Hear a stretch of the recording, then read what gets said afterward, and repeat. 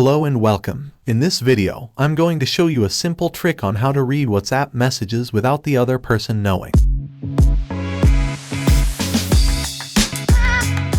Let's get started. First, open your WhatsApp application. Here, you can see that I have received 4 messages from my office phone. However, I don't want the senders to know that I've read their messages. But don't worry, I'll show you how to read the texts without leaving any trace. Go to the search bar and type in the contact name. In this case, it's Office. Now, simply scroll down until you find the text messages from the office. Here, you can see all the latest messages from the office. Take your time to read the content without worrying about the senders being notified. Once you're done reading, you can simply go back to your main screen.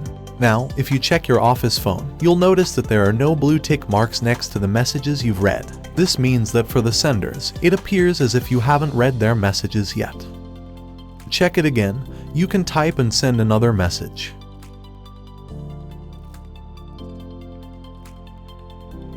Once again, open your phone and type the sender's name in the search bar to find their recent messages. This way, you can read messages without letting them know. And there you have it. That's the simple trick to read someone's WhatsApp messages without them knowing. Thank you for watching, and I hope you find this tip useful.